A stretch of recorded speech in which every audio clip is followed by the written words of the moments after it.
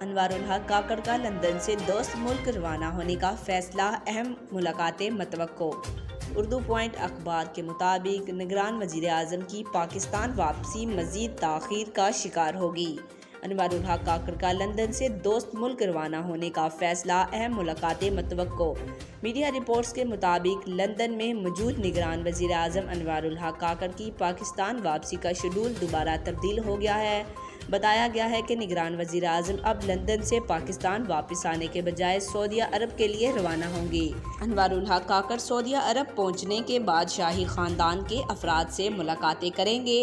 वाज़िया रहे कि निगरान वज़ीर आज़म अनवारुल हक काकड़ गुज़िश्ता दिनों अमरीका के दौरे पर गए थे, जहां से फिर वो लंदन पहुंच गए। अब अनवारुल हक काकड़ सऊदी अरब का भी ख़ुसूसी दौरा करेंगे, जहां उनकी जानिब से उम्रा भी अदा किया जाएगा। आज तक के लिए इतना ही। जाते जाते आपसे गुजारिश है, वीडियो को लाइक करें, चैनल को सब्सक्राइब करें, दिए गए बेल आइकन को दबाएं और कमेंट में अपनी राय का इज़हार ज़रूर करें।